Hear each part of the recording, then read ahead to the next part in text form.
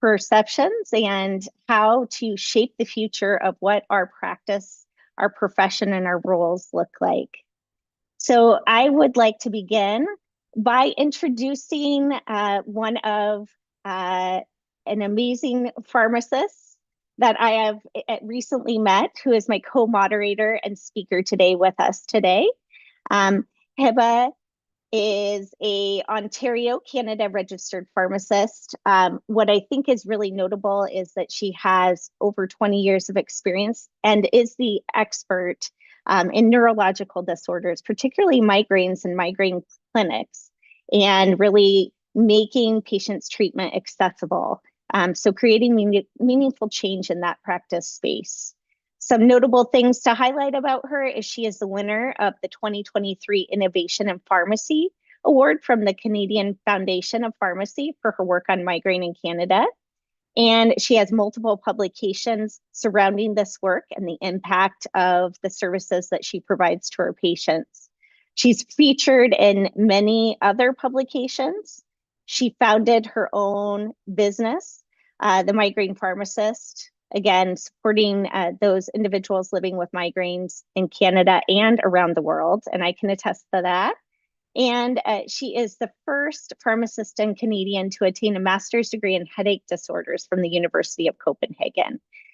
So we are so pleased to have you here today to speak with us and to be a part of our event. Thank you, Hiba, for being here today. Thank you, Janine, and welcome everybody. Thank you for joining us tonight. It's very early morning in Canada where I am, and it gives me great pleasure to introduce my co-moderator, Janine. Janine is the co-director of UI University Mobile Clinic, Clinical Adjunct Associate Professor at the University of Iowa, and Carver College of Medicine, Department of Emergency Medicine, and College of Pharmacy. She is a lecturer at the UTech Jamaica, and her focus is global health, travel medicine, and underserved care experience. She's a very experienced pharmacist, before anything, in service design, research, and leadership. She is collaborating across more than 20 countries, and I can attest to that. Every time I ask about one of the projects, she has been to all these countries. She's the founder and CEO of Travel Medica, works closely with partners in Dominica and other locations on mobile clinics, training, and community health initiatives. She is an experienced author and associate editor, and she contributes continually, and she is contributing to the American Pharmacists Association Pharmacists Peripheral Brain, the Journal of American Pharmacists Association, and the University of Iowa teaching cases. She advises students on global engagements through Fulbright program, and her honors, among multiple honors, I think we need more than one slide, include awards for innovation, teaching, humanitarian service, diversity, and global health.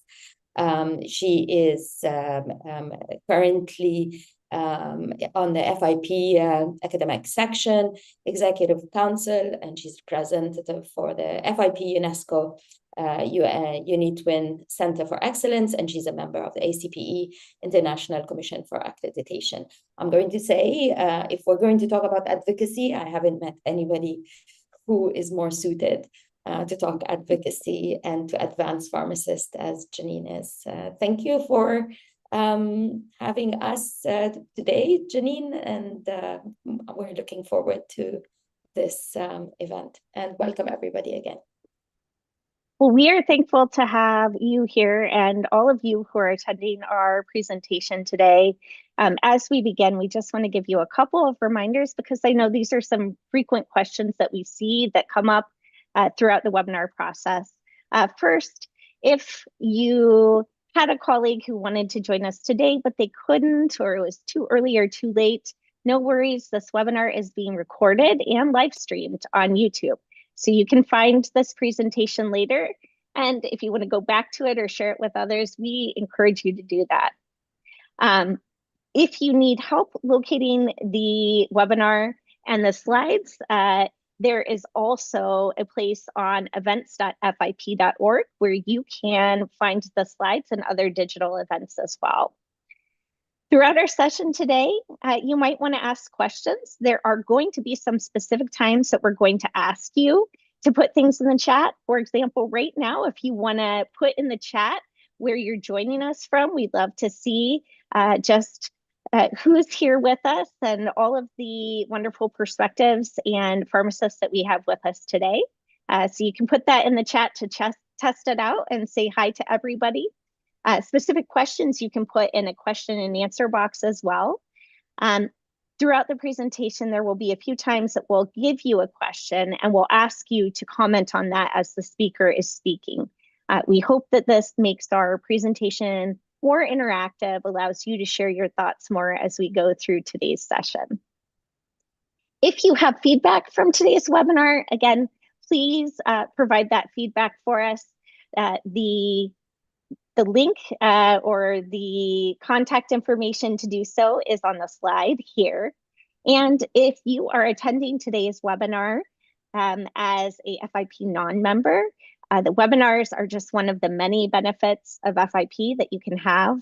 Again, I can't begin to express how much it's enriched my life and how many opportunities it's created. Consider becoming a member, consider joining us. We always have place for you in our advocacy and policy working groups in the academic section or other sections of FIP. So there's a link there for registration if you would like to join the FIP. And we also want to thank the academic pharmacy section.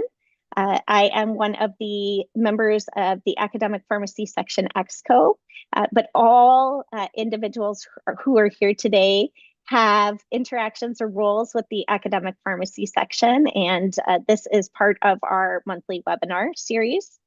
So we really want to thank academic pharmacy for supporting us and allowing us to be here with you today and speak with you. And today we're going to use the following format. So we will start by kind of framing the presentation after this introduction. We're going to talk a little bit about just why there are opportunities at this current place in history for really shifting or shaping or continuing to evolve the future of pharmacy. We'll talk about some things that are individual focused. We will highlight some things that are education pieces that you can be involved in. And we will encourage advocacy. Again, that's always something you can do no matter where your scope of practice is. We should always be advocating for ourselves and for the profession.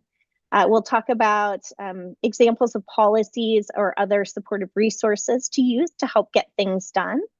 And then we are going to have two amazing speakers today who are going to join us and give us each a different perspective on that topic or that focus.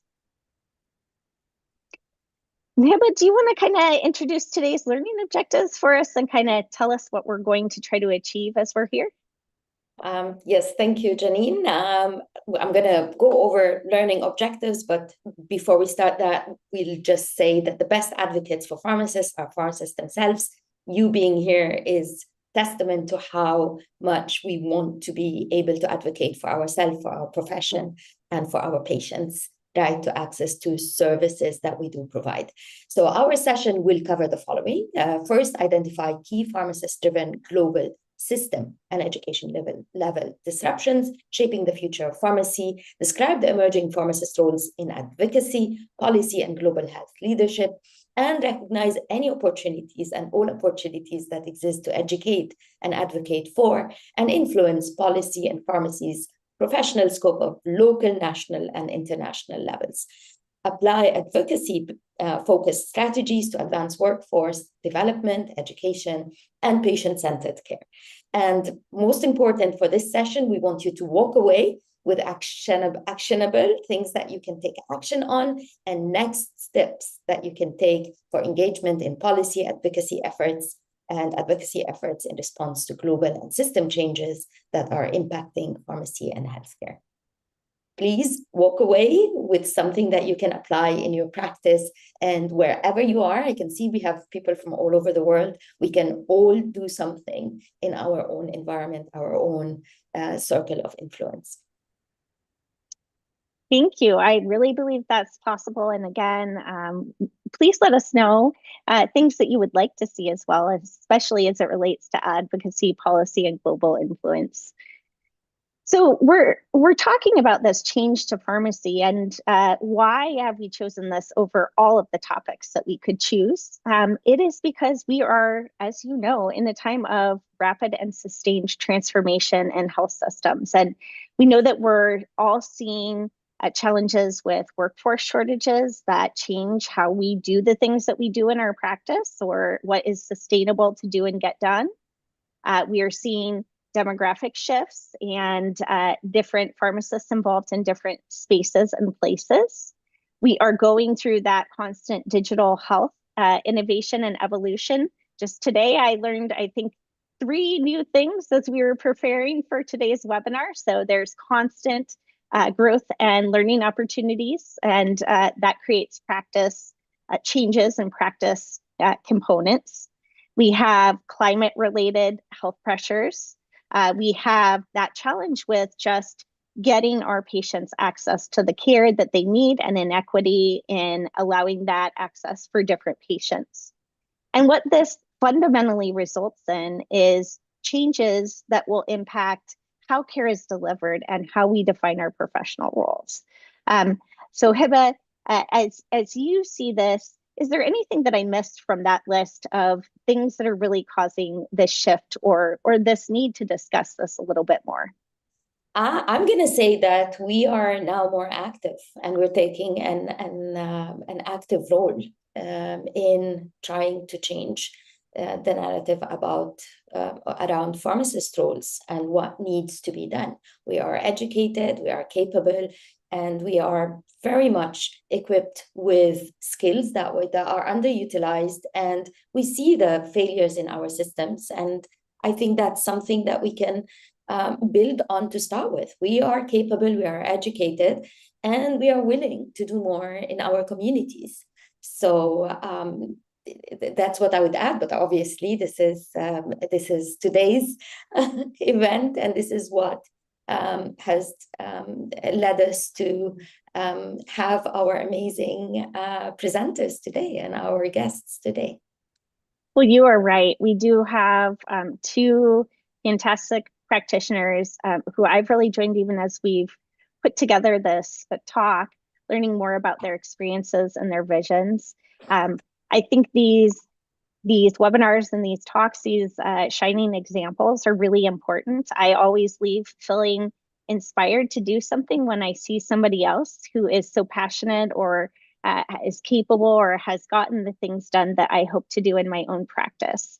So we hope that this gives you some examples of advocacy and pharmacists that are the future of our profession, who are looking at that evolving landscape in different countries, regions, practice areas, and really commenting for you on what they think are new professional opportunities, whether ones that are existing that maybe are more visible to us, or the ones that we can create. So we want to inspire you just to have some additional thoughts about what changes are you seeing occur in your pharmacy and your country, region, or location, and how do you think these changes can create that opportunity, or can further your practice or the recognition of pharmacists? We want to talk about how pharmacists can be proactively, as Hiba said, or active in helping to shape that environment and influence the agenda or the discussion. So not waiting to have somebody come to us, but creating that opportunity by demonstrating what we can do. We want to talk about that active involvement with being an agent of change. And so that can be intentional leadership, that can be that opportunity and role creation.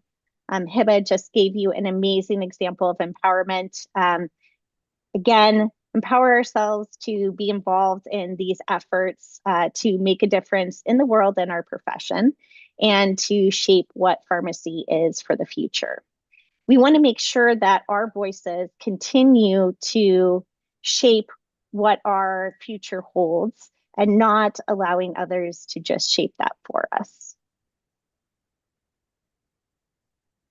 And so I know we talked about this a little bit, but for example, Hiba and her migraine practice, you have patients from a lot of different places come to you because you can be easily accessible to meet with them. And I know I've seen her as an example at being more accessible by thinking about the delivery of her services online or using different scheduling tools or resources to make it easy for patients to connect with her and to see how you're going to have that opportunity to interact. Testimonials and other things can help kind of create that continued recognition that we are, as she said, some of the most accessible and trusted health professionals. But how about you were saying you feel that we're underutilized in this process. So what are a couple of examples, just real quick, of how we can, ways that we are underutilized? Like the most important bit is the knowledge that we have. The knowledge that we have far exceeds our scope of practice in almost all over the world. There are very, very few places in the world that fully utilizes the education and the experience and the skills that we are trained to do. In the case of migraine, for example, for me, I found that the patients are really, really suffering with being given over-the-counter medications that are not effective. They're not offered treatment options that actually work or that are evidence-based. And by starting my practice as a migraine pharmacist, I see firsthand the impact that I have on patients' lives and also the respect that I generate with specialists, with GPs, with family physicians, when they see a patient that has been triaged by my practice, when they see the outcome that we do and the quality of work that I do collaborating with other professionals or healthcare professionals, they definitely have better, both patients and other healthcare professionals and even other pharmacists that are my colleagues, they develop a better appreciation of what else we can do in conditions that are very common, that come to the pharmacy every day. And because I cannot prescribe for them, because I cannot really do much other than dispense over-the-counter medications or give advice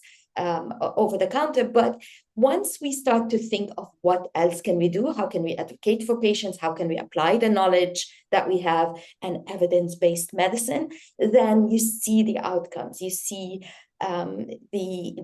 and I'm talking about one condition, but if you think of everybody who comes to the pharmacy and all that we can do, that extra step that we can do and we can provide them, then that tells you how underutilized we are. The accessibility, we don't need an appointment. Nobody needs an appointment to come see a pharmacy. They come to the pharmacist.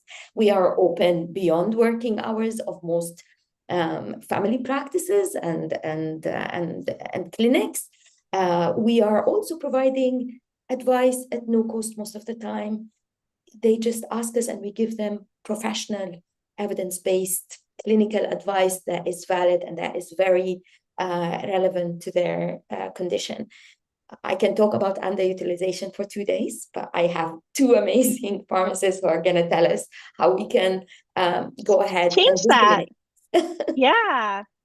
Well, and one of the nice things is sometimes when we have trouble thinking about how do we want to make this case for ourselves, it is nice to go back to these examples like these speakers. And FIP also has created some clear vision and kind of call to action for how we can expand our roles through developing our workforce, and that can be developing our own learning and training and knowledge bases, from thinking about public health perspectives and system resilience.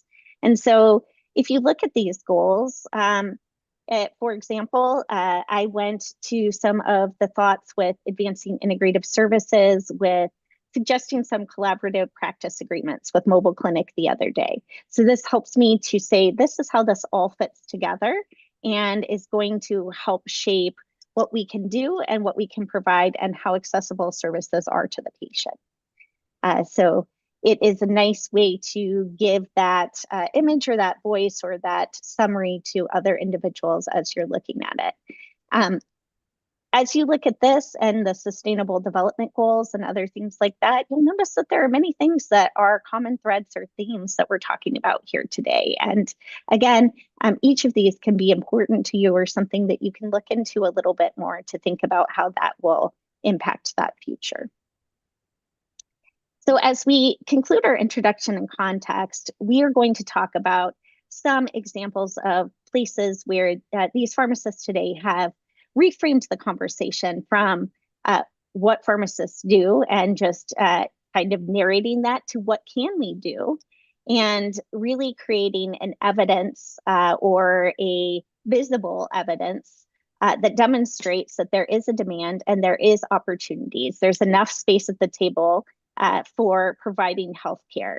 So we want to establish our legitimacy and really think about what allies do we have around us to help support us in the work that we do. And how are we making those things that we do more visible? So not just kind of sharing that load or doing all of those things and having it go unnoticed for our contributions. We also want to teach you to embed in your practice advocacy and change practice, change management, so that you can be thinking always, how do I educate, advocate, and create practice change? Throughout this presentation, again, as I mentioned, we're going to ask you to actively engage in discussion in the chat. And Hiba and I are going to be monitoring that chat as the speakers are addressing you, and we will notice trends and other thoughts. And after each speaker has spoken, we'll have a few minutes where we'll ask you to ask more questions, and we'll first summarize the questions that you've addressed for us already. So we hope, again, this makes you feel active and you can be inspired to share your own examples or your own thoughts throughout the presentation. Well, I think it's time for us to start presenting our amazing speakers. It gives me great pleasure, not just because this is an amazing speaker, but also because over the past couple of years, this has become one of my most amazing colleagues, supporters, friends, Dr. Yazid Al-Hamarna. Other than being a compatriot, we're originally both Jordanian, Canadian, practicing in Canada. He is an amazing speaker, and he is the winner of this year's, or 2025, FIP conference for the best presentation, and that's why we thought we would like to bring it to the world. Dr. Yazid Al-Hamarna is a professor. I'm sorry, I'm going to ask you to go back to the previous one. He is an assistant professor in the Faculty of Pharmacy and Pharmaceutical Sciences and the associate director and senior researcher at the University of Alberta. He is the scientific officer with the Alberta Sports Support Unit, associate director of the Epicor Center. Again, he graduated from the same university as I did for my pharmacy degree, the University of Jordan, in a bachelor's of science. He did progress to attain his PhD in clinical pharmacy and pharmacy practice from the Queen's University in Belfast. He completed his postdoc training in cardiology and research methods at the University of Alberta, where he currently is the associate professor. And his research focus is on health services and implementation science, with particular emphasis on chronic disease prevention and management, cardiovascular health, and health equity. Some of the highlights of his work highlighting the evolving roles of pharmacists as system-level leaders and advocates, providing evidence to support expanded scope of practice, integration within the interprofessional care models, and pharmacist influence in policy development and global health initiatives shaping the future of pharmacy. Dr. Yazid, I think I'm going to sit back and enjoy an amazing presentation as usual, a great presenter, and I hope you enjoy his presentation as much as I did last year in Copenhagen. And welcome, of course. Thank you so much. Nothing like being introduced by an amazing colleague, but also more importantly, a friend, because they can hype you up. So everybody, good morning and good afternoon and good evening. A massive, massive thank you to Hiba and to the organizers for the opportunity to be here, for the invitation, as well as for the awesome introduction by, as I said, my very dear colleague and friend, Hiba Banihani. So today's presentation, we're going to talk about a picture is worth 1,000 words, mapping the current and future landscape of pharmacy practice.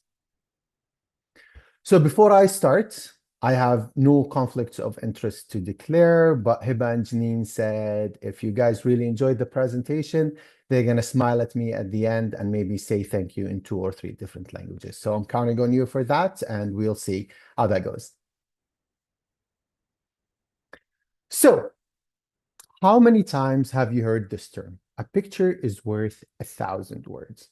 Sometimes we use photos to summarize a lot of things, a lot of thoughts that we have in our minds, but also sometimes when we're lost for words, a photo could come in or a picture could come in and will describe exactly our thoughts, will describe exactly what we want to do.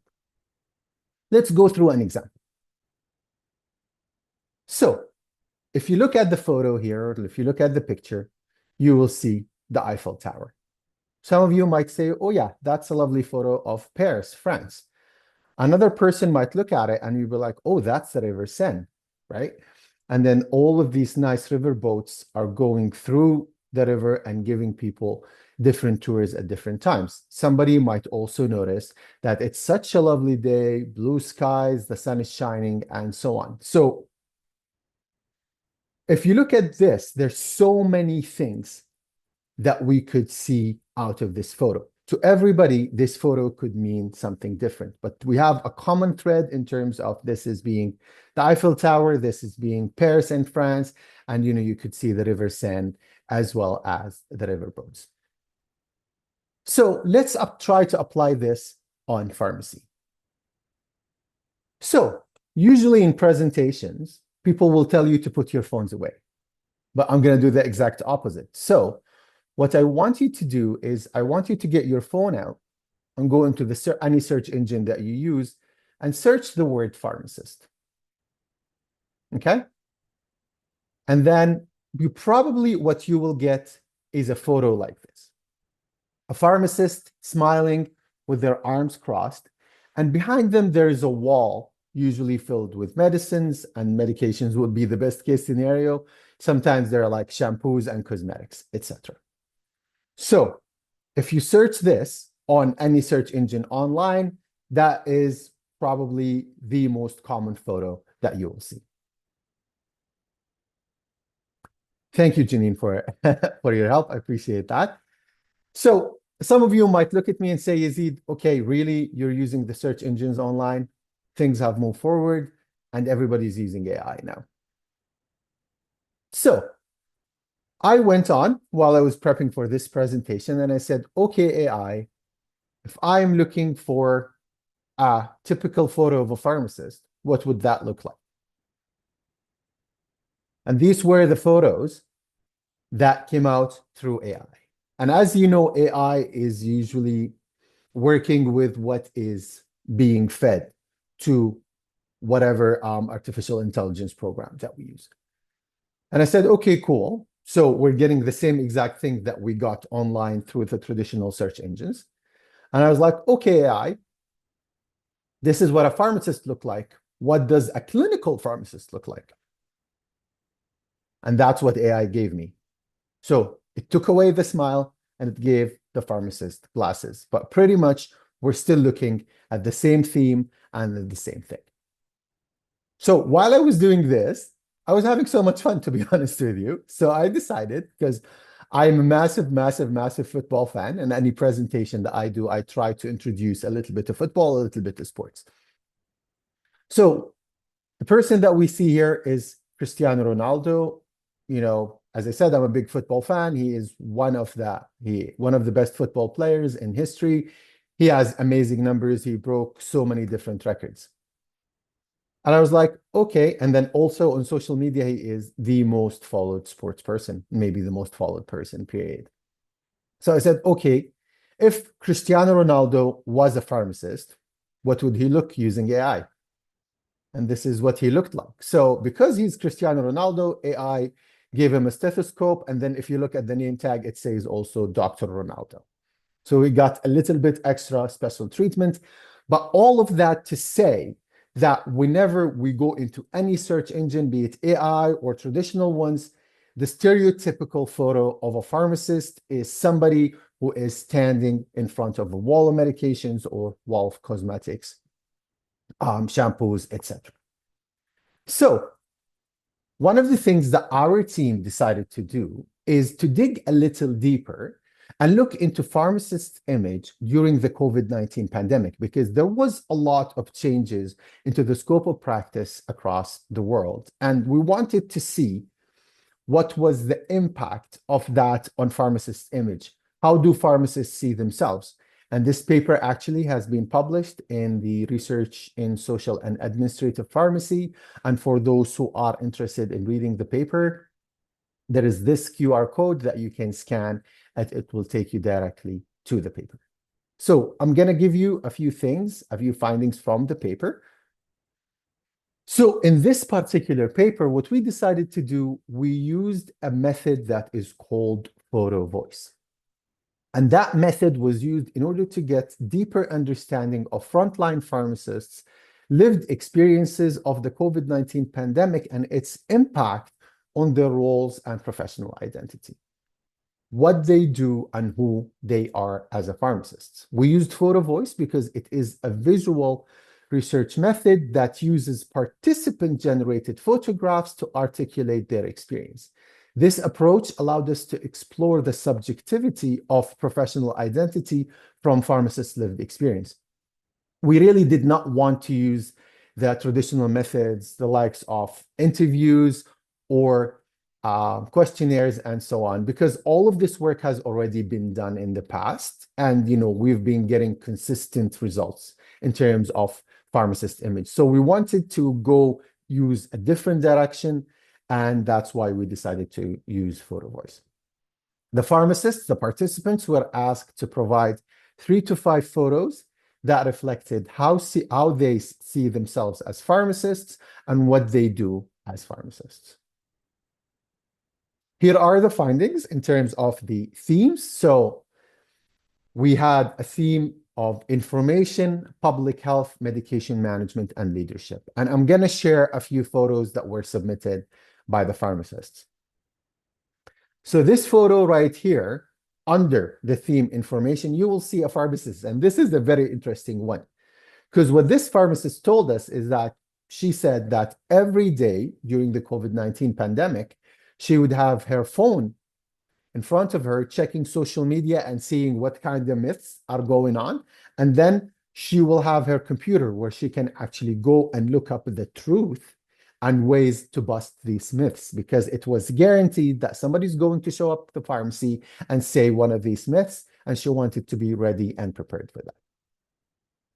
Public health, one of the major roles that the pharmacists have taken across the world is actually vaccinating people. And that was a major milestone for pharmacists in terms of being more involved and heavily involved in public health. All of a sudden, members of the public started thinking, oh yeah, I need vaccination. I could go and see my pharmacist. And of course, medication management remained in the heart of everything that pharmacist is doing.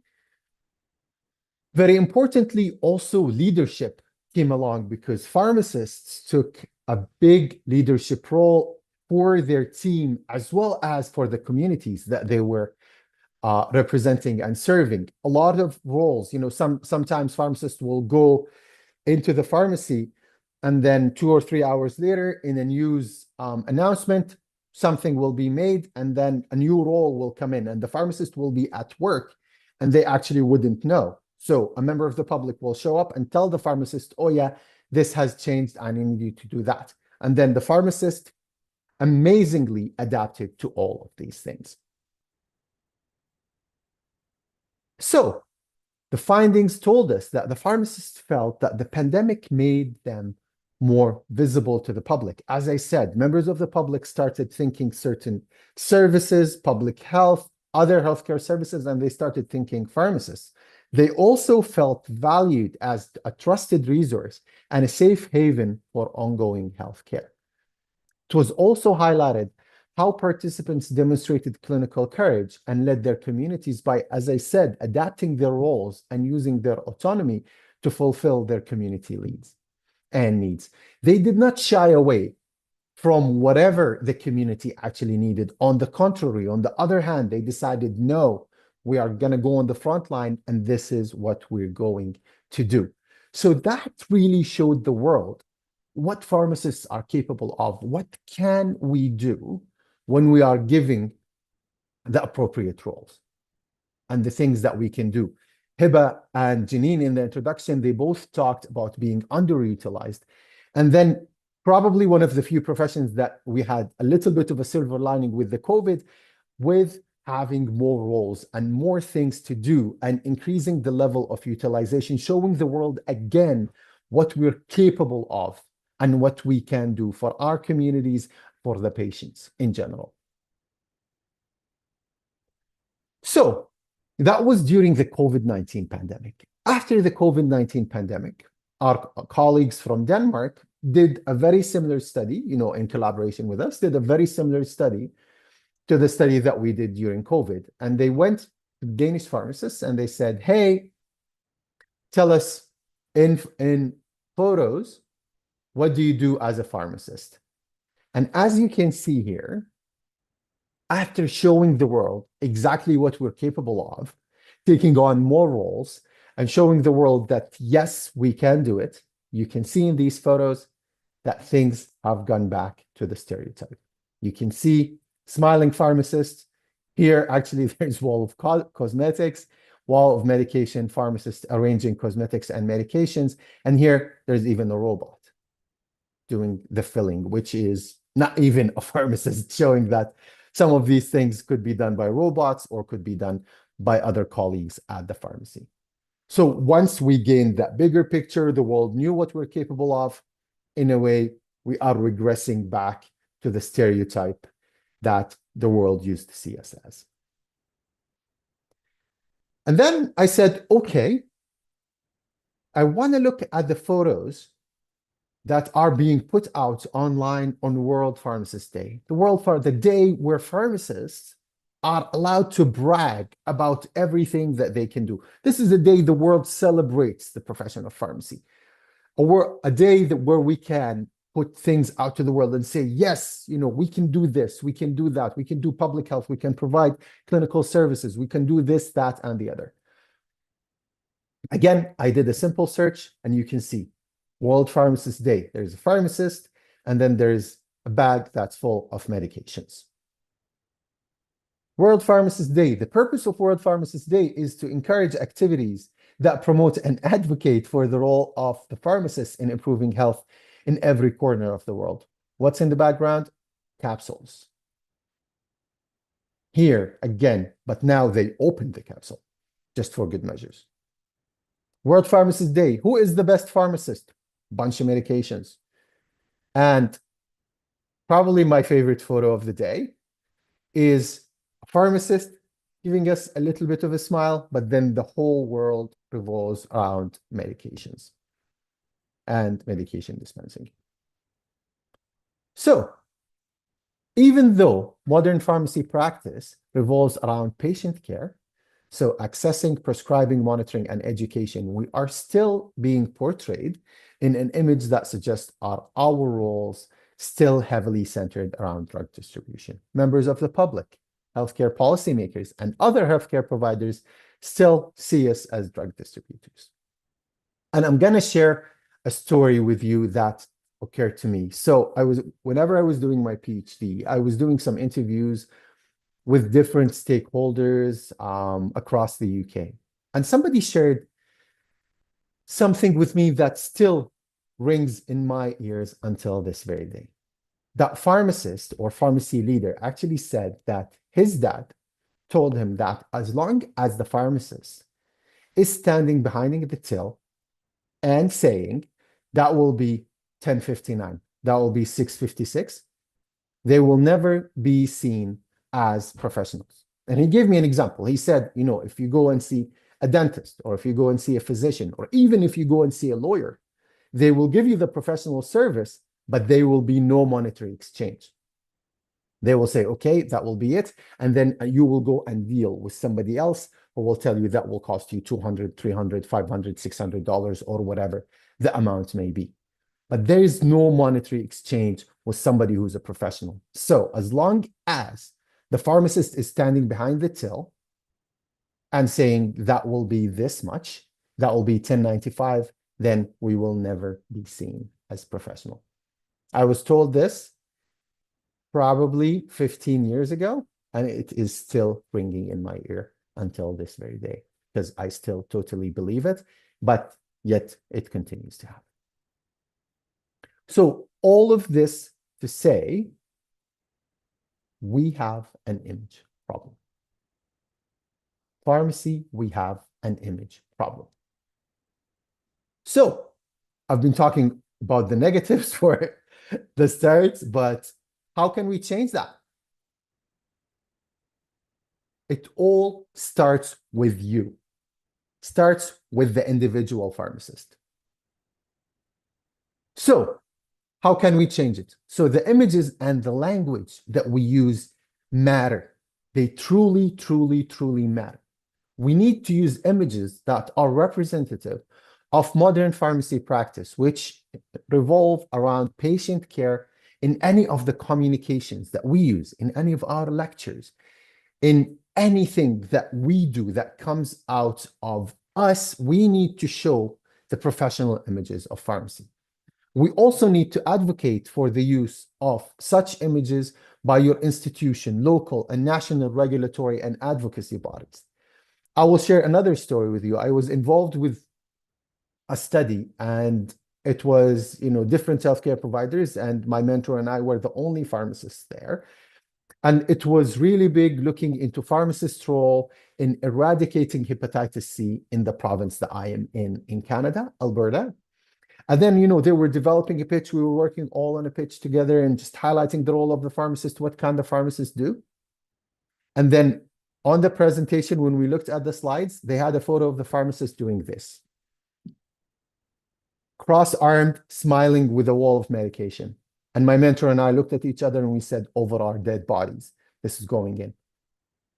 So we went back and we dug deep and we found a photo that shows a pharmacist who is doing something professional and showing that pharmacists are more capable. Because if you're trying to advocate for pharmacists working in eradicating hepatitis C, that is not the image that you want to portray. So please, please, please stop using derogatory terms. Sometimes we are the architect of our own downfall. We are our own worst enemy. How many times have you said, oh yeah, I'm just a pharmacist? And I intentionally lowered my voice, right? Because we're trained to sit in the corner and like, oh yeah, I'm just a pharmacist. Oh yeah, we're working on minor ailments. No, they're not minor ailments. And you're not just a pharmacist. You are the pharmacist. And it starts with you. If you stop saying these things, when you show up with confidence. I am the pharmacist. This is what we do. We save lives. We've done a lot of work where patients actually came out and said, my pharmacist saved my life. But how many times have you heard a pharmacist saying, oh yeah, I save lives? Probably never. Oh yeah, I'm just a pharmacist.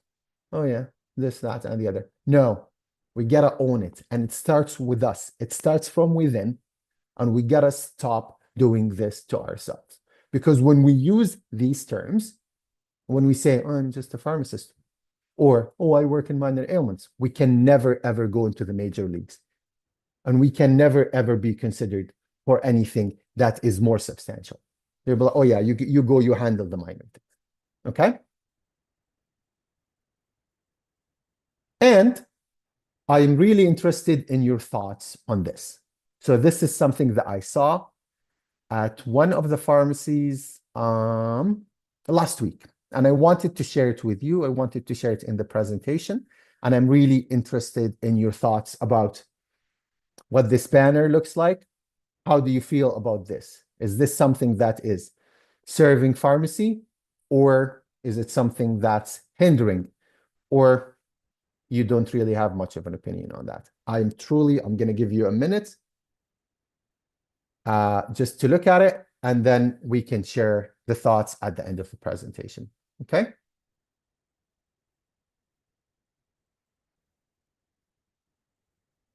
So continuing with how we change, I said, so first of all, it starts with you, but also there's a huge role for the pharmacy regulatory and advocacy bodies and schools of pharmacies across the world.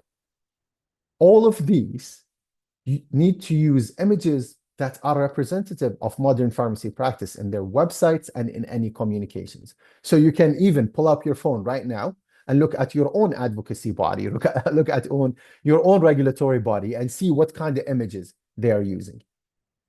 Recommend the use of such images by their members/students and their pharmacies in any of their communications or job posting, and advocate for the use of such images by other healthcare providers, their advocacy bodies, and the government.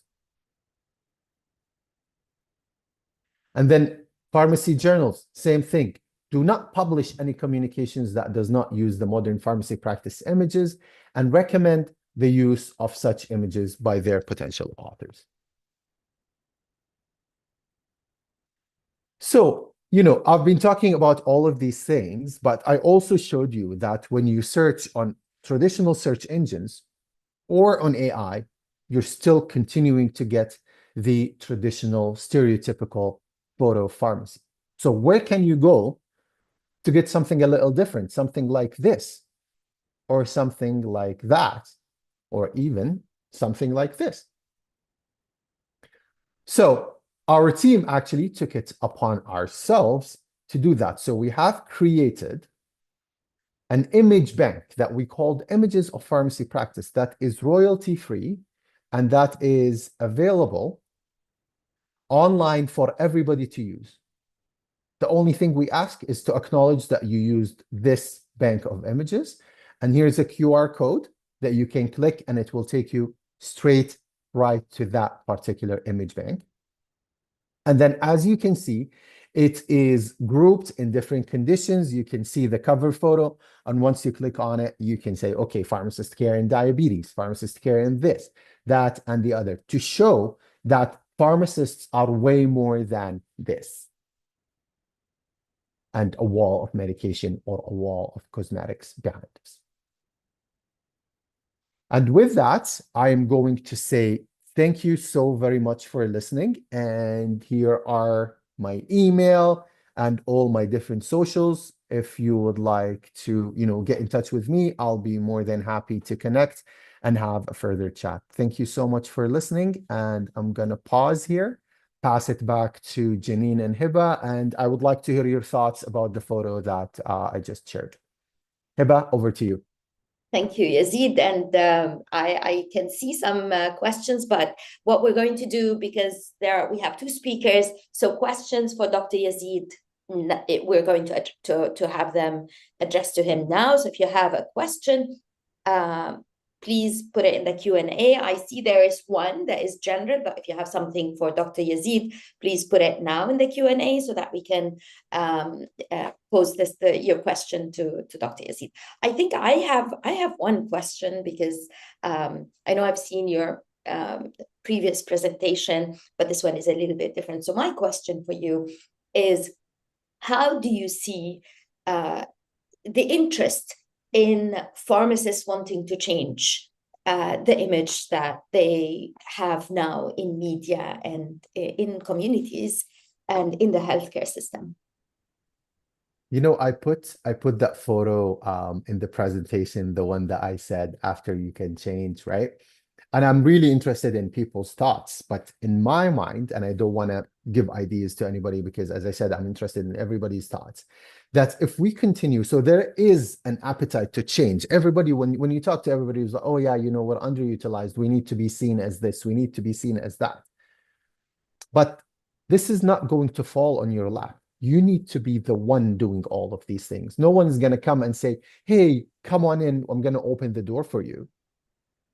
This is So, up to you. And then, the other thing that, we've talked about, you and I have talked about, and that was the term that actually our prime minister used last week in one of his speeches.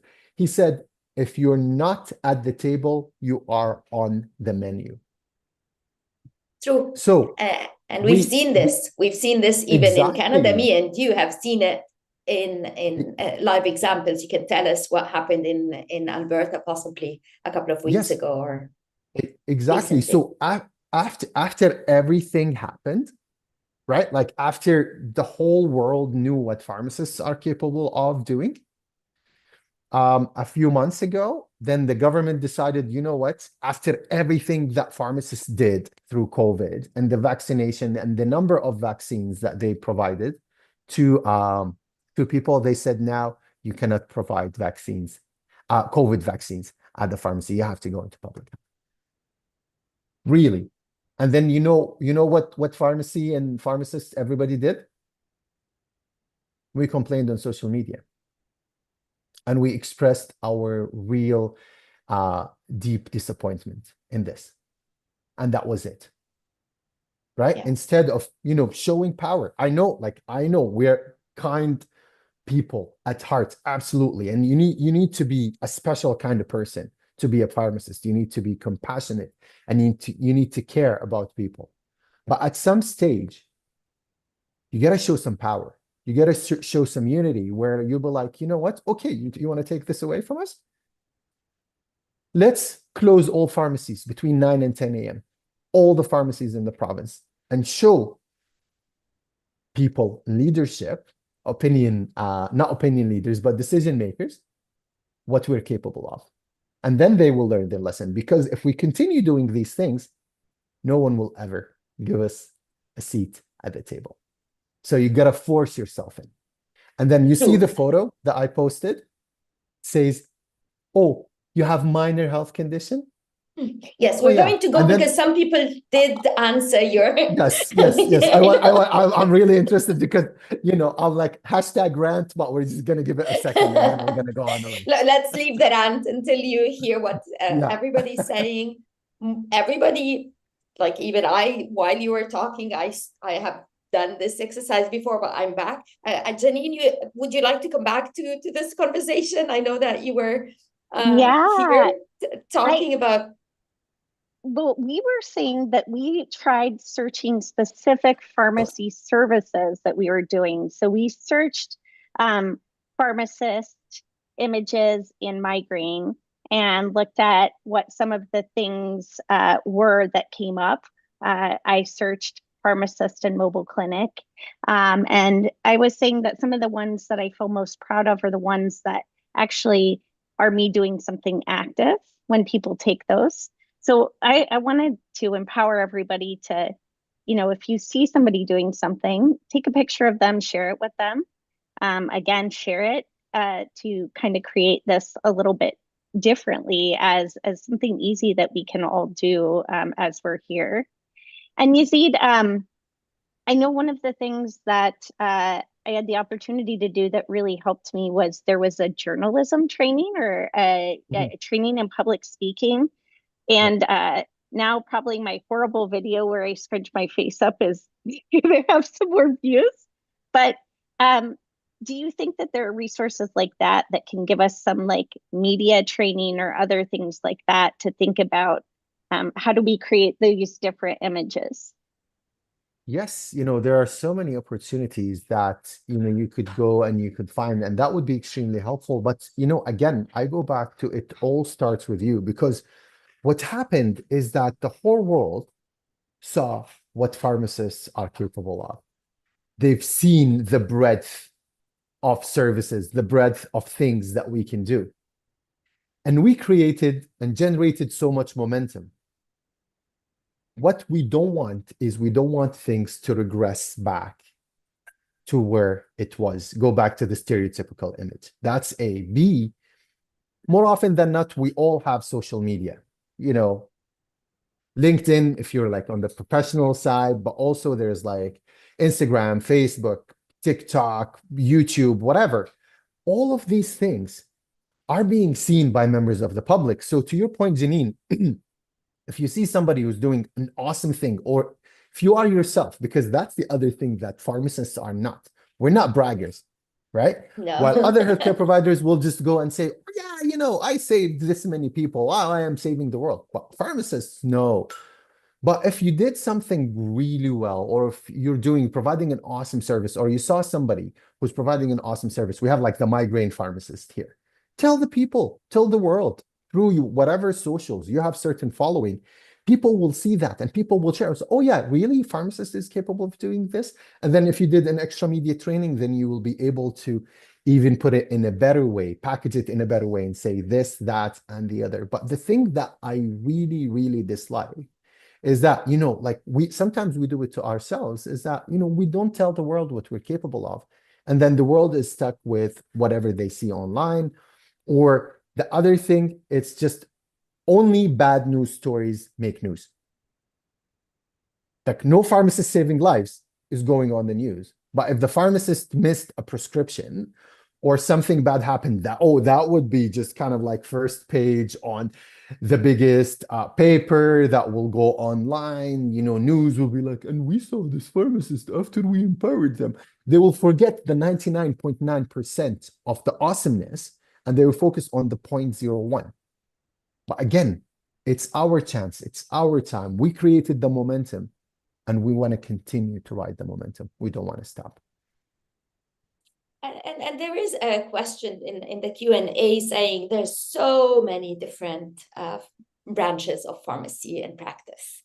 So how do you see that affecting the image and the advocacy that we're trying to do? And I love this question because for me, I think the biggest problem we have is that we work usually in silos in community pharmacies. I see the other pharmacist as my competitor. I see my neighbor pharmacist. We do not work together to be better. We actually are always worried about, we're always worried about, you know, I don't want to give them ideas instead of working together. So two parts. The part is not all pharmacists are doing the same thing. So there's no unified image really. And the second thing is we are really in our practices, most of the time, pharmacists are the minority. The rest are not really pharmacists, and we don't have enough, let's say, we don't have that weight of the group that we can implement and we can affect change. I love that question, and I love your comment, Hiba, because for two reasons. A, you know, we can't be everything for everybody, right? But so if I'm advocating for more pharmacy practice services, then this is the image that I want to portray, right? There's no right or wrong. There's no like, oh yeah, you know, like, oh yeah, this is the kind of work that I do and that's wrong and that's right. Absolutely not. If I'm advocating for pharmacy services, then this is the image that I will be doing. If I'm advocating for pharmacy leadership, where the pharmacist goes into different communities and educate the community, absolutely, you know, you do that. And then, you know, it's like any human being in general, right? Like, okay, myself, right? So I'm a professor. I'm a pharmacist. I see myself as an educator, but the most important role I see myself is I'm a new dad. And that's something I am extremely proud of. And yet, all of these things, I'm still Yazid, right? And it is exactly the same thing. So there's nothing wrong with doing multiple things, but it is about knowing your audience. It is about knowing the image that you want people to see you in that particular instance. And that's the image that you create. If you want to be seen as a vaccinator and just providing public health services, absolutely. to this particular group of people. If you want to go out to the communities and, you know, set different sessions and say, hey, I can educate you about the proper use of medications. I can educate you how to measure your blood pressure properly. I can educate you about how to do these things. Absolutely, because that community will see you as that. But there's nothing wrong, because as a human being, we wear so many hats. So it is exactly the same thing. I agree. I think we have to move to our next speaker. I'm wondering, Yazid, if you will be able to stay until the end of this webinar, because I see there are more questions coming. So maybe we move on to Dr. Mai, and I will leave Janine. Thank you very much, Yazid, but please don't go away. Stay with us until the end. And I'm going to say, please, please, please put your comments about the photo that I put up, because I haven't ranted yet, but I want to do that.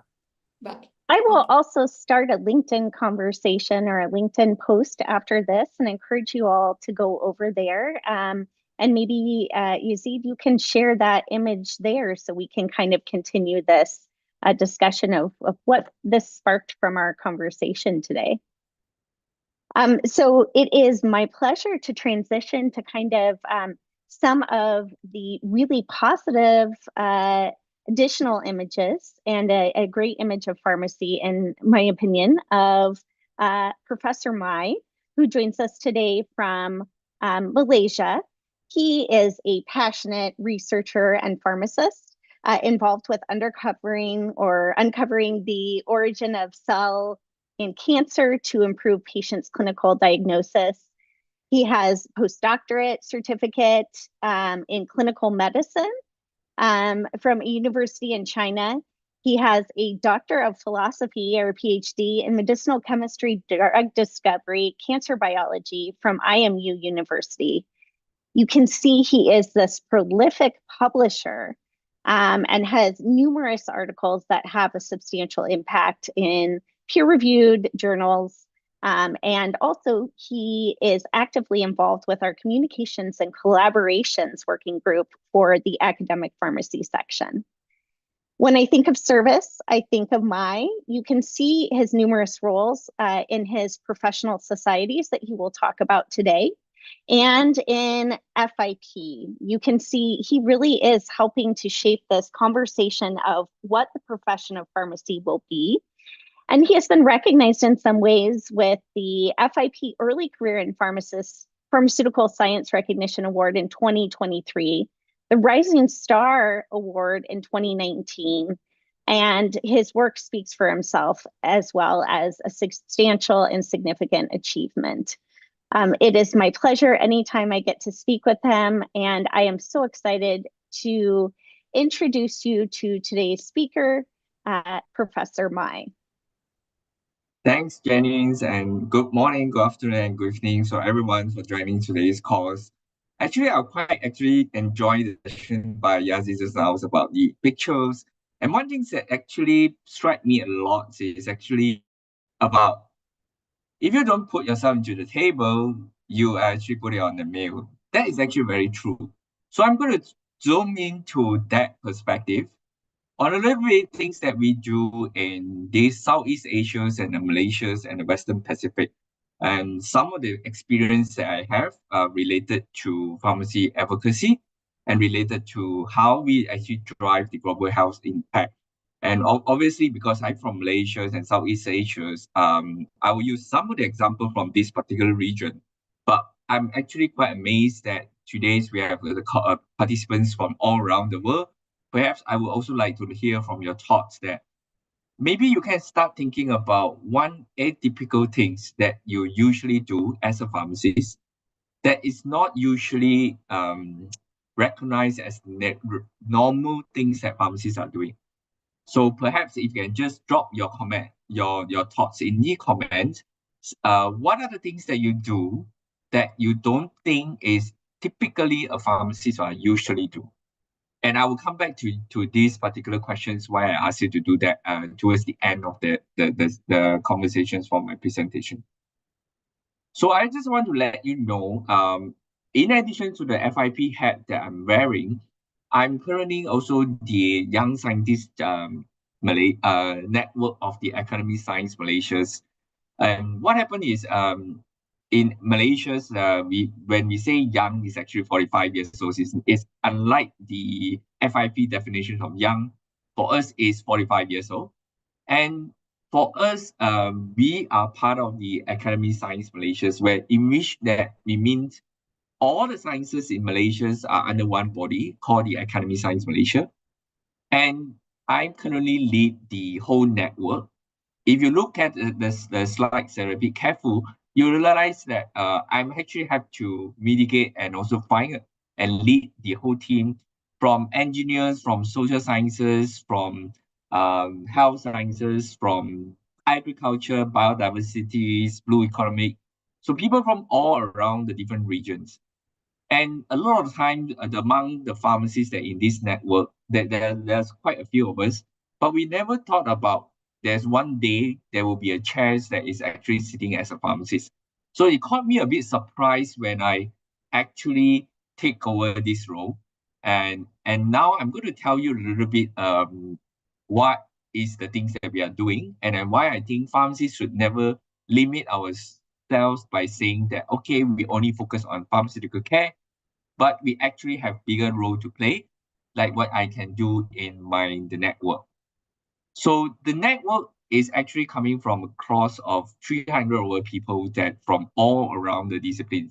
So you can see we have social science, we have science, engineering, IT, and people, all the experts from across all disciplines. Why this matter? Because when we talk about policy changes, it is never about single disciplines. Well, I always believe that we need to work across discipline to drive our ultimate motive. In our case, it's a lot of pharmacies, of course, it's better health services. But better health services can never be achieved by only pharmacists alone. We have to work across the discipline. That's how we do it in Asia. So just to quickly let you know, as a chair of the Young Scientist Network, I actually sit in the National Science Council of the country, where the chairperson for the National Science Council for the country is the Prime Minister of Malaysia, which means that every 3 to 6 months, I will meet the Prime Ministers once, and I actually have a chance to actually talk to him about what is the science policies that is required for the directions of the country. So obviously, we also lead another committee in international network committees, where I work across the globe from all the academic sciences across the globe. So that's why how you see is that by getting the recognitions and the leadership in the non-traditional pharmacies organization, that's how you actually able to put your voice across. So I want to zoom you into one particular examples on how we can actually do this. In very recently, Malaysia was the host for this ASEAN. ASEAN is actually, they come up from about 11 countries. The countries are listed here. These are all the Southeast Asia's countries. They actually come together and form a union. It's something like a European Union, but it's in the Southeast Asia.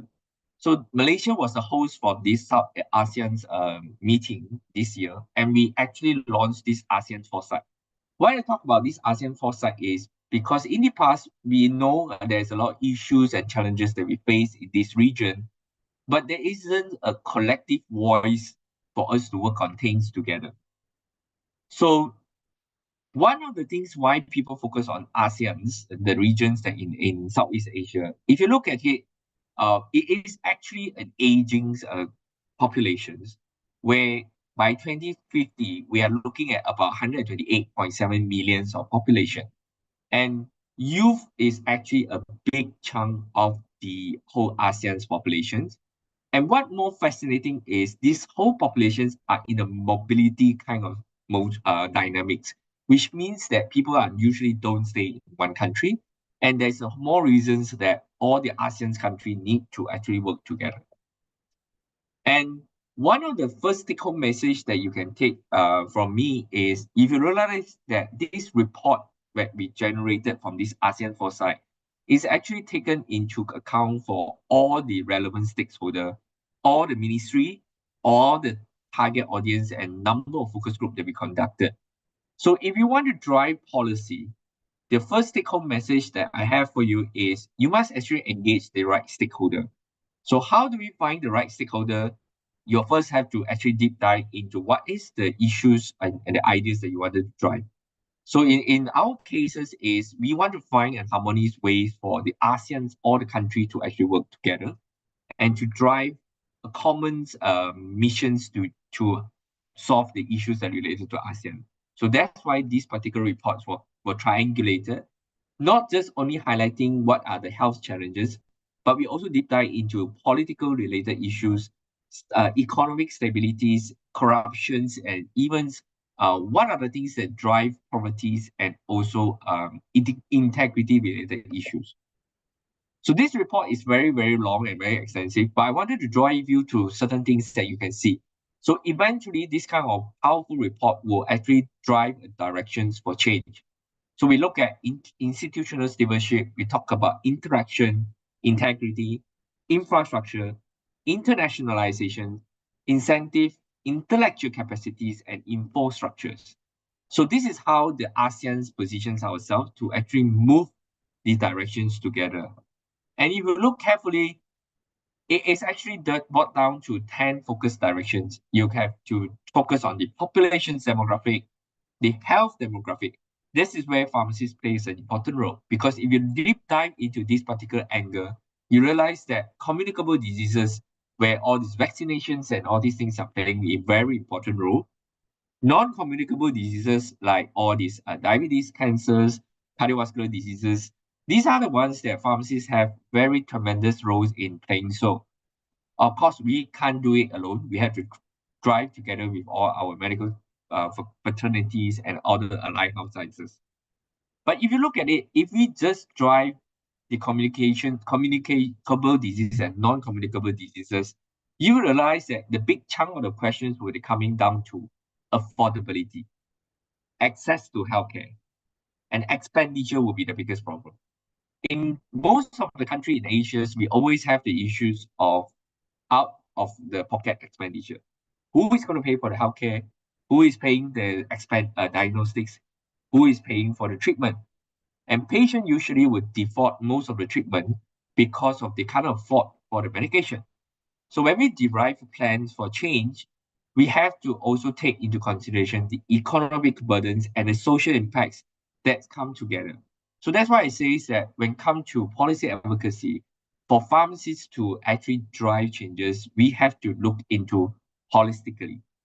And why you can look very carefully, we also investigate into environmental related and biodiversity related issues, food and water security.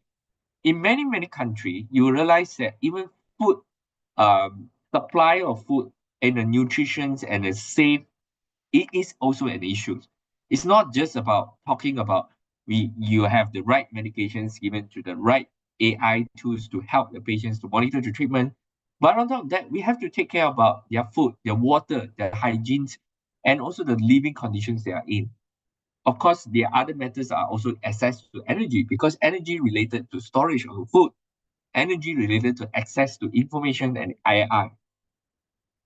On top of that, the other matters are, you see, economic dynamic, social, culture, market, education, skills and competency, governmental, political stability, and more importantly, the justice, equalities, and the equities that we are talking about.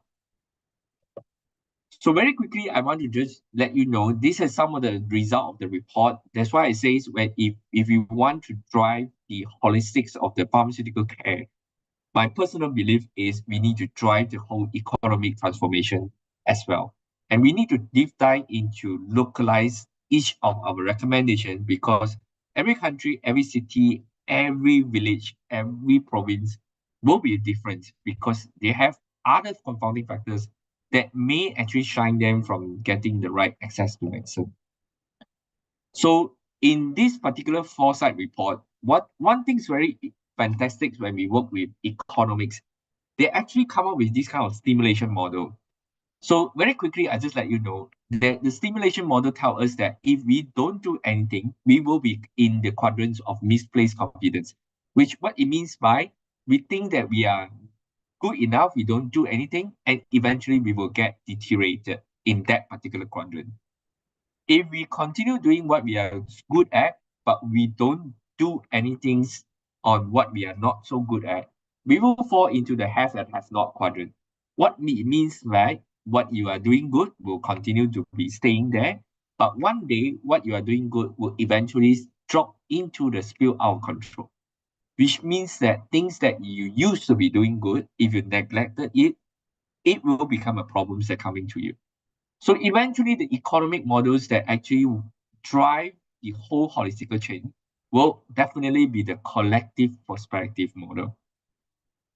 So the collective prospective model, what it means is everyone will have to work together collectively and cooperatively so that you can actually achieve a common interest. So this is just some scenarios I'm just putting here for you to see. So the misplaced confidence can actually easily turn into have and have not model, and it can actually go into spill on out of control. As the name implies, spill or out of control, which means that the whole economy will be upside down, and you may not be able to recover from what you are suffering. So the desirable model will always be the collective collaborative model, which means that everyone will get the maximum benefit and out of it. So to achieve that, actually, this particular report actually tells us you need to have mindset changes, you need to have an economic driver, uh, science, technology, innovations, ecosystems, and more importantly, you need to instill the value-based philosophy. You need to look at respect, rethink, reduce, reuse, recycle, restore, repurpose, and revitalization. So this is where we talk about humanize the recommendations on the policy to actually help to achieve the collective perspective. So whenever we draft policy, so we always have to bear in mind that it cannot be just focused on the technical things that we wanted to achieve. We must also remember the humanizations of that part is equally important for successful policy advocacy. So the take-home message is when we draft a policy, we must definitely draft a very clear direction with the input of the technical know-how as well as the social and economic impact that we're going to look at. So one of the quickly example that we are doing in Malaysia is recently Malaysia FIP and Malaysia Pharmacy Society and FIP, we started to look at workforce intelligence. And some of you will recognize that Prof. Ian Bates is there and Nisha from FIP was helping us. We have a lot of discussions with our locals, Malaysia Pharmacy ministries to actually triangulate what is the workforce challenge that we have. And my take-home message as the project can take off very fast in this case is because we have the right team member. And obviously, those of you who have worked with Prof. Ian Bates, you know that he set a very clear directions to help us to drive workforce intelligence related matter. So very quickly, we actually triangulate into three important pillars. What is the pharmacy workforce challenge in Malaysia? So this particular piece of work is already completed and manuscripts have been submitted and waiting for publication. And we are currently conducting the national analysis of the pharmacy workforce in Malaysia. We are pending the ministry for the signs of the research agreements. Well, because we are touching very sensitive information. So the agreements is already in place. And obviously, we recently also completed another survey for job and career satisfaction for pharmacists in Malaysia. And those of you who are attending FIP Congress, hopefully you will be able to listen to the first piece of the analysis by end of this year. So I can do all these things because I have very fantastic group of people who are helping me. In Malaysian Pharmacy Society, I have a team. We are something like our sections in FIP, the academic, but we carry a different name because we call ourselves Education Policy and Innovation. Because we think that any policy that we wanted to do, it has to come with a lot of education, setting the scene. So once you set the scenes right, then you can carve out a policy. And obviously, we need the innovation to come in, whether technology or innovative or things of doing things. So we have a cross of XIG to support us for various reasons. And one of them will actually look at health economics and policy, because we believe you can't talk about policy without talking about economy. So these two angles has to be in all the policy advocacy that we're doing. So some very example is very quickly. One, this is a way we do to actually capture the mind of the people when talk about science. We go down to the schools to have a national challenge, and we unlocking their minds into science, because we also have one issue in Malaysia is people are started to go to the art stream rather than staying in the science, which means our pharmacy workforce having also a challenge, because the number of people going to science is deteriorating very fast in Malaysia. So we introduce things like that to instill the primary school students to be more active in science. And we have some programs like early career. So we help the early career people to transition into leadership role and drive science into a more holistic way. And we focus a lot on responsible conduct of research. So this is one program we launched in about 2018 to focus on the importance of integrity. Because a lot of time we also realize that if we want to push a good program, the integrity part needs to be conducted. But you can't lock people down to talk about integrity by lectures. Everybody will fall asleep, and then nobody will come back to your program. So we actually use a lot of engaging instructional design methods to train people in science integrity. And this actually is one of the most successful programs. And that helped us to do a lot of policy changes by focusing on integrity. So this is the number of people that we train. And one of the important take-home message that I will also want to say is networking is one of the important key factors for you to get your policy. In Malaysia, we always do the National Pharmacists Convention. In 2026, we are doing we borrow the FIP program called Think How Think Pharmacy, because we want to actually push this agenda right to the face of our stakeholders and also our minister. Because the important part is they need to remember when they talk about health, they must remember pharmacy. So that's why it's important for us, if you want to advocate for a good health policy, networking is an important factor. And those of you who have not signed up for FIP Congress, 2026 will be in Montreal. Please make sure you sign up yourself. Go for that. Remember the take-home message, networking. Make sure you go and join the event. And obviously, in 2027, I welcome all of you to come to Kuala Lumpur, because Kuala Lumpur will be the host for the FIP Congress 2027. And remember, networking is one of the key factors for you to get your advocacy skills up. With that, I will go back to Jenny and let's chat about the questions and answers. You can let me know what are your common things that you do that you think is not uncommon. Yeah. Yes, we are seeing some questions that say, what are examples of us to get involved and also to showcase some of the work that we're doing behind the scenes? For example, how do you showcase that you are working with the Prime Minister and that you're working with these different groups if other people don't necessarily know that? Yeah, I think that's where the social media and the coverage is important. So the wonderful things about this Academy Science Malaysia is because we have people like social sciences. They are very good in putting the words and report and go to the media. They do podcasts, they do newspaper reporting, and obviously some of the ministers, they will want to get the vote from the people, but the voters, they will actually do things that is very impactful very quickly to the medias immediately. So for us to actually showcase, we must remember that the powerful things about media. So we cannot just say that, okay, we do this, okay, we done, then we work on the things at the back. We also always have to shout and blow our trumpet, like what Yazid just now mentions, that we hardly go and talk about the good things that we do. And that's why we always put at the back of the counters and things like that. So it's time for us to step forward, even take over roles that is not traditionally given to pharmacists. For example, when I lead this network, It is traditionally led by engineer. It was led by biomedical scientists. Has never been a pharmacist who step up and take this role.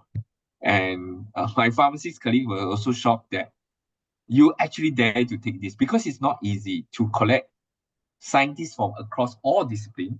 The engineer have a different way of thinking, the sciences, the business people, the IT people. How do you collect everybody to work on a common goal that matters for the country? So the arts is you have to understand everybody's needs and get everybody in the same page and drive the directions so that everybody can go together. Maya, it sounds like you're telling us that we need to form those relationships and get to know each other. That way we can really understand what skill sets or what superpowers, I always call it, do different individuals bring to the table. Because as you said, you were taking on an engineering role because you have some of those same abilities that that person had in managing that role, but you weren't necessarily perceived in that way. So I think that's a really valuable point. We do have some students in the presentation and some practitioners asking, what shifts in your mindset did you have to make as you started out as a student and maybe progressed in your career to allow you to think about these opportunities and maybe changing your own image of yourself and what you could be or what you could be involved in? Yeah. So actually, if I reflect carefully, I was started as a hospital pharmacist because that's how we get our license. It's a compulsory service that we all pharmacists in Malaysia would do. And when I was in the hospital pharmacy service, I very quickly find that I think I can do better and more if I jump into research to develop newer drugs for this service. So very quickly, I jumped into pharmaceutical sciences. I don't think any of my batchmates did the same. So most of them, actually 80-90% all stay in hospitals and community pharmacy. In fact, I'm probably the one or two to left and then joined the pharmaceutical sciences. And I deep dive into all the science things that we are doing. I don't regret from doing that, because that actually helped me to open up a lot of this opportunity. And I dare to take risks to do things that is not typically pharmacists will do. I'm not saying that pharmacists don't usually involve in pharmaceutical sciences. It's just that it's not a traditionally well-known road that we would take. And for example, now in my institutes, I'm the deputy director for research strategy and innovation. Traditionally, I don't think a pharmacist has sat in this role before. It's just because my training in China, in the UK, in Italy in the past was managing on different research projects, and I really know how to work with different people. So that helped me to prepare myself into that job. So the short answer is yes, networking, and be open to take up role that is not traditionally for pharmacists, and at the same time bring value to the team so that people will recognize your effort and your contribution, and obviously they will accept the recommendation that you want. Deep dive, I'm still with the Malaysian Pharmacy Society. We are still pushing all the pharmacy agenda, but we're just putting up a different face and different name so that people are more receptive to our recommendation. And A in that way, rebranding. we push our agenda when it's slightly from the back. I love that. I wrote down something that you said that I will share in kind of some of our post-session resources, but you said, I think I can do better, and why not me? So I think that's a great question that we can ask ourselves instead of saying why we can't do something, really shifting to that. I will tag you on some LinkedIn components and ask you to kind of continue some of this dialogue and discussion. We'll also be highlighting amazing individuals like you in some speaker spotlights to really give some further examples of just some advice you have for practitioners and some things that you've done that you feel are substantial, and some takeaway messages like this. So thank you for really showing us what's possible and how we do rebrand or shift that discussion as we move forward. Sure. So as we wrap up today, I'll ask Hiba to join me and the other speakers as well. But some of the things that I wrote down and took away from the presentation and from hearing you all speak and thinking about this is think global or think local, act global. We can create opportunities in our own communities and in our own ways because we have to know that ecosystem. You mentioned that economy or those players or those individuals that are involved in making those decisions and create those purposeful interactions. You gave us that great example, and Yazid as well, of it starts with you. So thinking, what can I do as an individual to advocate for myself, for my profession, for the future of pharmacy? And we hope that this session helped you to start thinking about the importance of creating an image and educating others of impacting the future of pharmacy. Yazid shared with us that example of looking at the image of the Eiffel Tower and thinking about how we might all be focusing on some different piece or element of that, even if we think that the image speaks for itself. So using that combination to really drive that people see different things, and we need to help shape that discussion. Mike gave us some great examples of looking for opportunities and places where the Malaysian Pharmacist Society and his own work have been involved in recognizing the opportunities. I know we've all talked about creating data and creating this, kind of history. I wrote down as we were speaking, value-based care and purposeful engagement. So as we get to kind of that end of this, is there anything that I've missed from the team that one quick point that you would like to add to that today? I would like to invite everybody, we have lots of attendees, to find one small thing.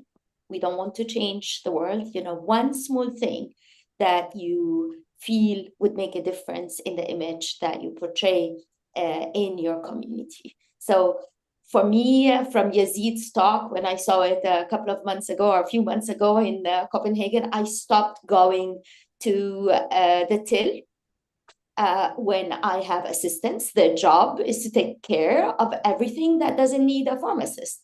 So if I'm working in the pharmacy and I have an assistant, guess what? I'm not doing the till. It doesn't mean that I'm too big for the till. It just means I have assistants that are hired to take care of the things that do not require a pharmacist. The till does not require a pharmacist. The pharmacist is there. And if I'm doing the till, that 5 minutes at the till is taking away from my clinical. It's not going to be added to the end of the day for me to do extra clinical. So think, whatever you are the only one that can do in your practice, in your job, then focus on that. Anything that you can give away, counting tablets, putting a label, that does not require a pharmacist. And you do have assistants in most of the practices. Find one tiny thing that you can do when you go back to your practice. The other thing, I don't know if you want Yazid to give us his absolute rage at the picture, or do you want to take this conversation to LinkedIn? Because yeah, I think every time I see him react to things that are as absurd as that picture, I think maybe we need to share this. I will ask him if he feels comfortable taking that image to LinkedIn, and also will encourage you to share if you found some better examples of images, to share what are some of the pieces that you would like to see in those images, some great examples to the discussion post of things like Mai presented today of places where you think there's a more positive image of pharmacy or things that you have been highlighted doing, and to check out Yazid's pharmacy images and give us some information on what were your favorite images that you liked there, and what did you like seeing. Mai and Yazid, are there any quick last minute things that you think we should have added to that list? Maybe I go and Do you remember the questions that I asked the participants about what's the atypical thing that you do? So now you Yes. can think about the things that you atypically do. Is there a change that you can actually push forward?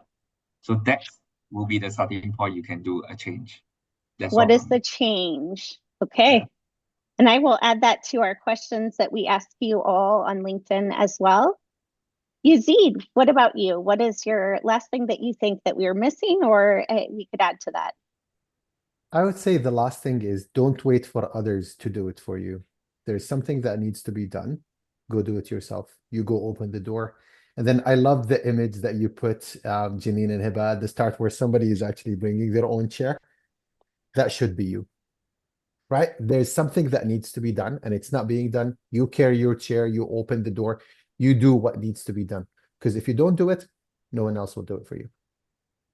I will post that image as well on LinkedIn of just, again, another way to look at what we can do and how we can think about this. I want to just thank our amazing, amazing team for being here today and for inspiring us all in what we are sharing and how we are shaping our future practice as pharmacists. You are all amazing. We have some things that will follow that connect to this in future webinars that you're going to be seeing start popping up. But continue to go to events.fip.org. We want to share that this is just such a great resource. It can unite us around the world to think about how can we be inspired to continue to shape that dialogue, that professional practice, and that image. And we hope also that you will join us first in Montreal as well for the theme of One Health, One Pharmacy, Bridging Science, Practice, and Education. That ties to many of the comments that I saw in the chat of how do we create unifying images as well, since involved in that care provision. And then also joining Mai in the future to attend future World Congresses as well. If you haven't been to one, I can tell you my first Congress, I said, this is just a special meeting and I need to come back to this because of all the opportunities that it created for me in my future and in the profession. So we want to thank you so much for being here today with us. We know that you got up early, you stayed late, you took time out of something else in your day to be here with us. And from the bottoms of our hearts, we are grateful for your presence and the opportunity to speak with you today. Thank you, everybody. And we hope you have an amazing week and an amazing rest of